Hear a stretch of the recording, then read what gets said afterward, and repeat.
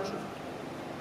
Chère Geneviève de Gala, chers membres de la famille de Gala, mes chers collègues élus, mesdames, messieurs, je vous souhaite la bienvenue dans ce quartier dont j'ai l'honneur d'être la représentante pour le baptême de cette place qui portera désormais un nom, symbole de courage et de dévouement. Votre nom, Madame Geneviève de Gala. Le baptême de cette place est le juste hommage que nous devions vous rendre à vous et à votre famille. Au cœur de la Seconde Guerre mondiale, une jeune mère, votre mère, Madame de Gala, a fait le choix de vous protéger et de fuir Paris pour venir ici, à Toulouse. Vous aviez 9 ans. Quelques années plus tard, vous avez embrassé une carrière d'infirmière.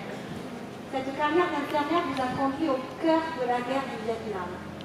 Et là, votre courage, votre bravoure et votre dévouement ont eu un retentissement dans le monde entier. Vous êtes devenu l'ange de Dien Bien Phu. Ce ne sont pas les Français qui vous ont donné cette magnifique appellation d'ange. Ce sont les Américains. Vous étiez un ange dans l'enfer de Dien Bien Phu. Vous avez connu la gloire. Vous avez fait 3 fois la lune de Paris. Vous avez reçu également toutes les reconnaissances. Celle du président des États-Unis qui vous a décerné la médaille de la liberté. Vous êtes grand officier de la Légion d'honneur. Madame de Gala, permettez-moi de vous dire que parmi toutes les femmes qui peuvent servir de modèle à nous, les femmes du XXIe siècle, vous êtes une des plus inspirantes. Un des modèles les plus parfaits. Et pour cela, je vous dis au nom de toutes les Toulousaines, merci. Un grand merci, Madame. Cette place qui porte désormais votre nom trône au cœur d'un quartier en pleine mutation. Un chantier de grande ampleur se tient à quelques mètres d'ici puisque nous créons la 3e ligne de métro. Pour cela, nous allons décaler de quelques mètres de monuments aux morts afin d'éviter d'abattre plusieurs arbres. Nous réalisons également de nombreux aménagements dans ce quartier pour améliorer le quotidien de toutes et de tous. Réaménagement de la rue de Metz. Nous souhaitons laisser plus de place aux piétons, aux vélos, tout en végétalisant. Le réaménagement de la rue Croix-Baragnon et de la rue Bourgogne avec une mise en valeur du patrimoine architectural. La rénovation de la chapelle Sainte-Anne et de la cour Sainte-Anne à proximité. La rénovation complète et la réouverture, vous l'avez vu, du musée des arts précieux avec sa célèbre collection dans l'Orient. Puis végétalisation bien sûr à venir de la place du Parlement et de l'intersection des rues Carchefinte, Mage et Grand Rue Nazareth devant l'école Saint-Domingue. Nous avons également accueilli une nouvelle juridiction que nous avons devant nous, la Cour administrative d'appel. Elle a été inaugurée par l'ancien Premier ministre Jean Castex le 16 décembre 2021. Afin d'accueillir dignement cette cour, nous avons aménagé son parcours. Vous l'aurez compris, avec Jean-Luc Médard et grâce à lui, nous mettons tout en œuvre pour faire de Toulouse une ville plus fraîche, une ville plus tranquille, une ville plus mobile et une ville plus heureuse. Cette ville aura désormais une qualité de vie, celle d'avoir une place entièrement dédiée à votre nom, Madame. La place Geneviève de Gala, infirmière militaire. Je vous remercie à tous pour votre écoute.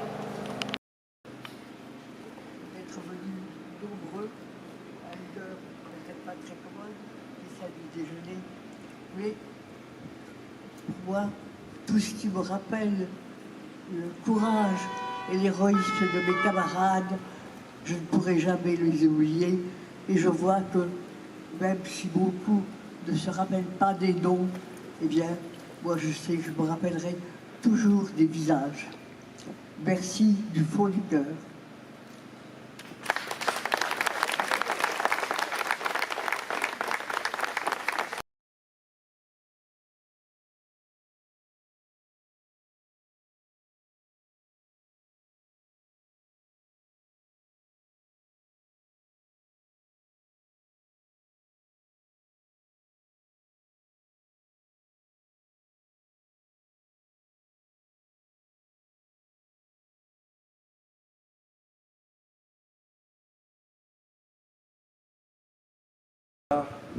mon colonel, mon général, mesdames, messieurs les officiers supérieurs, les officiers, les sous-officiers, les soldats, monsieur le conseiller régional, monsieur le conseiller départemental, mes chers collègues du conseil municipal, la maire de quartier Julie Escudier qui vient de s'exprimer, l'adjoint chargé de la mémoire et des relations avec les associations patriotiques et le monde combattant, cher Jean-Baptiste de Scorail, monsieur le comte de Galard, cher Jean, mesdames, messieurs les porte-paroles, les porte-drapeaux,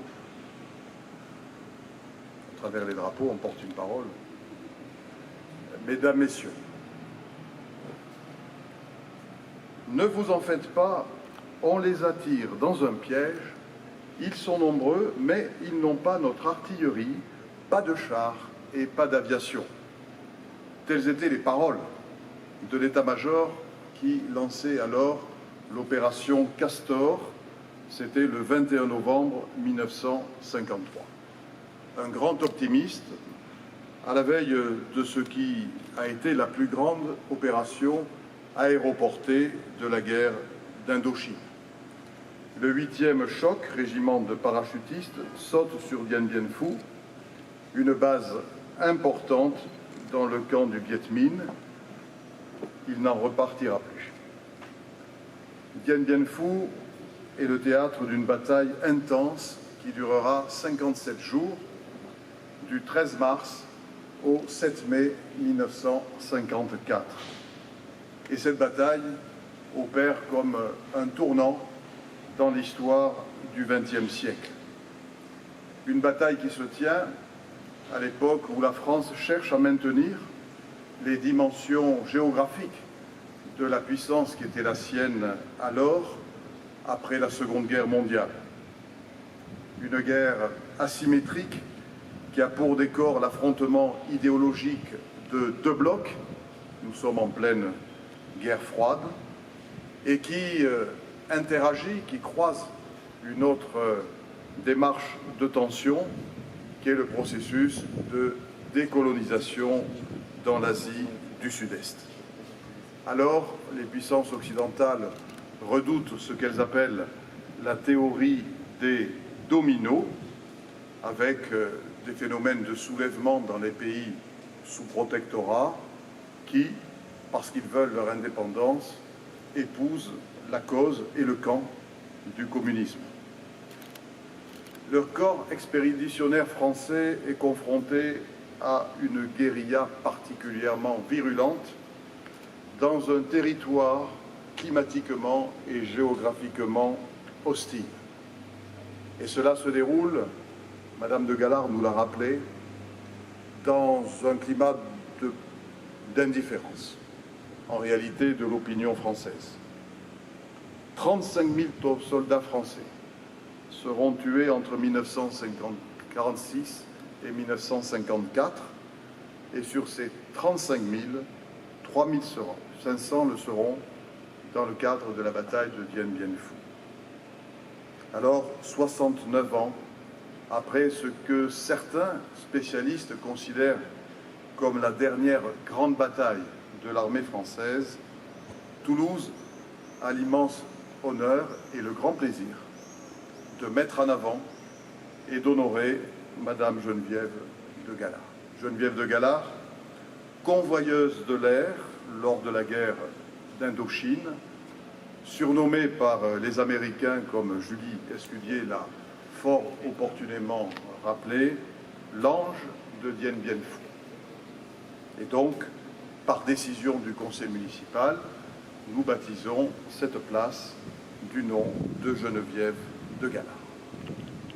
En 1954, Madame, vous aviez 28 ans et vous voilà chargée de rapatrier les blessés du camp retranché en Indochine.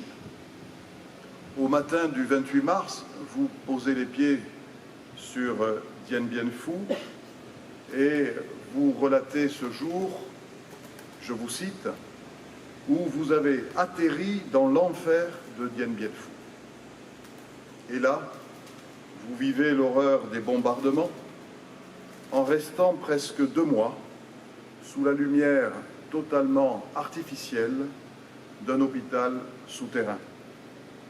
L'antenne où vous êtes terrés est remplie de blessés et de soldats mourants, chaque jour plus nombreux. Dans ce chaos, vous assurez la responsabilité de 40 lits de grands blessés et vous incarnez la lumière, véritablement, pour tous ces hommes, ces pères, ces fils, ces frères, qui, pour nombre d'entre eux, ne reverront jamais ni leur famille, ni leur patrie. Ce travail difficile, vous l'effectuez dans une chaleur suffocante, sous la terre, faut-il le rappeler, de nuit comme de jour, et dans le fracas permanent des obus. Dans un univers très très largement masculin, vous êtes une des rares figures féminines. Votre présence d'emblée est appréciée des soldats. Votre professionnalisme est loué, votre panache exalté. La vérité, c'est que par votre engagement, vous avez contribué à sauver de nombreuses vies humaines. Je cite: vous resterez, pour les combattants de Dien Bien Phu, la plus pure incarnation des vertus héroïques de l'infirmière française. Fin de citation. C'est par ces mots que vous êtes fait chevalier de la Légion d'honneur, décoré de la Croix de guerre des théâtres d'opérations extérieures le 29 avril 1954 par celui qui est le commandant du camp retranché de Dien Bien Phu, le général de la Croix de Castres. In via nulla in via. Sur la route, aucun endroit impraticable, c'est la devise de la maison de Galard depuis plus de 1000 ans qu'elle existe, une des plus anciennes familles de notre pays.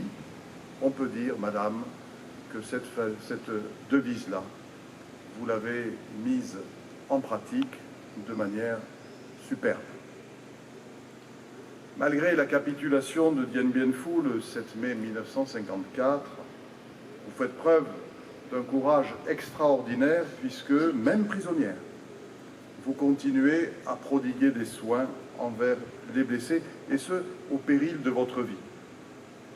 Le 24 mai 1954, vous êtes libéré contre votre gré, puisque vous aviez très clairement émis le souhait de rester prisonnière tant que tous les blessés graves n'étaient pas rapatriés. Et les premiers blessés libérés raconteront ce qui deviendra votre légende, une légende vraie, lorsque vous serez, à cette image-là, accueilli en héroïne à Orly. Et votre tenue, votre photo en tenue de parachutiste, une photo prise au Laos, figure et fait la une de Paris Match. Et vous êtes consacré dès lors comme une véritable célébrité. Quelques semaines plus tard, le président américain, Dwight Eisenhower, vous remet la médaille de la liberté. Bien plus tard, le 7 mai 2004, le président de la République, Jacques Chirac, vous décorera de la cravate de commandeur de la Légion d'honneur. Vous avez voulu que votre vie soit d'aventure, mais surtout qu'elle ait un sens en servant la nation. Vous qui n'acceptez pas d'être appelée héroïne, puisque, selon vous, vous ne faisiez que votre devoir. La vérité, c'est que votre humilité et votre sens de l'honneur, dans la sobriété, sont exemplaires. L'Indochine laissera une trace indélébile. Et c'est aussi là-bas que vous avez rencontré celui qui est devenu votre époux, que je salue, le colonel Jean de Holme de Boutsock. Et ensemble, vous aurez 3 enfants, François, Véronique, Christophe. Aujourd'hui, 3 petits-enfants, Inès, Arnaud, Alexandre, dont certains sont présents aujourd'hui, je les salue. Et après la guerre, vous avez continué à consacrer votre vie à prodiguer des soins et à servir notre pays, votre pays. Vous vous êtes spécialisé dans les soins aux grands blessés de guerre, puis vous avez œuvré dans les affaires sociales de l'armée, notamment en revenant ici, à Toulouse, en 1964. Et vous avez continué à œuvrer pour la mémoire de ces combattants en adhérant à l'Association nationale des combattants de Dien Bien Phu, créée en 1967, et vous y avez adhéré dès sa création. De retour à Paris, vous avez accepté de figurer sur la liste de Bernard Pons en 1983 pour devenir, pendant 18 ans, conseillère d'arrondissement dans le 17e arrondissement. Et on m'a dit que vous n'aviez pas voulu être conseillère municipale de manière à ne pas toucher d'indemnité. Vous avez alors créé avec Bernadette Chirac une carte de santé pour les résidents de Paris qui sera à l'origine de la carte vitale. Aujourd'hui, en baptisant de votre nom une rue dans notre ville, en plein cœur de Toulouse, nous voulons créer un symbole fort. Pourquoi? Parce que Toulouse a été une ville refuge pour votre famille au début de la Seconde Guerre mondiale, lorsque on pouvait craindre les bombardements sur la capitale. Votre nom est donc désormais accolé aux allées François Forain-Verdier, derrière moi. François Forain-Verdier qui unifia les mouvements de la résistance et qui mourut, sans parler, en martyr. Et puis, juste à côté, mon général, le Palais Niel, du nom de l'illustre maréchal de France à l'époque du Second Empire et qui est le cœur battant de l'armée dans notre cité. Donc, vous voilà, en voisine, de grands noms qui, comme vous, ont participé à l'histoire de la France. Cette guerre et votre témoignage nous obligent à poursuivre ce devoir de mémoire, à regarder notre histoire en face et à en tirer les leçons. C'est ainsi, en regardant l'histoire en face, que l'on peut avancer pour construire une paix durable et construire des relations nouvelles avec ceux qui, hier, ont été nos ennemis. C'est aussi une manière, en vous honorant, d'honorer tous les soldats français qui se sont battus pour ce bout de France qui avait nourri pendant des décennies l'imaginaire de millions de Français, lecteurs, écoliers. Un combat dur contre un adversaire, reconnaissons-le, très résolu, très courageux. Un combat aussi contre la maladie, contre les éléments, contre la distance, contre l'indifférence. Et contre également une forme de gêne, de mauvaise conscience, voire d'incompréhension face à une guerre qui pouvait être perçue comme la guerre de notre temps.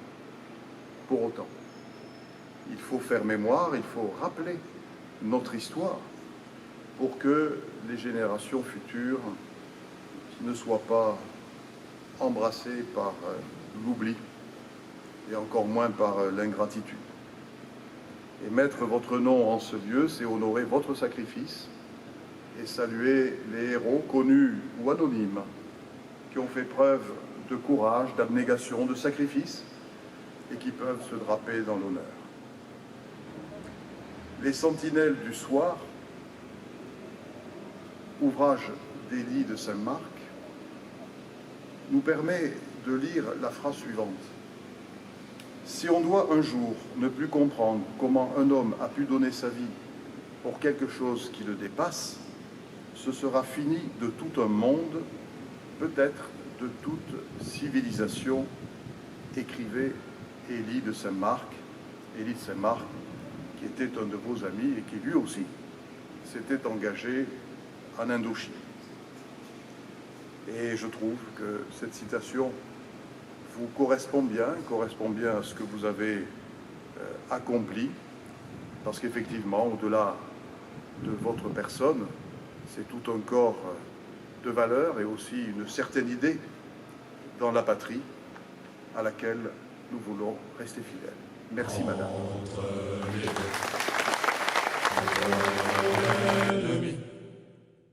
Par le combat fait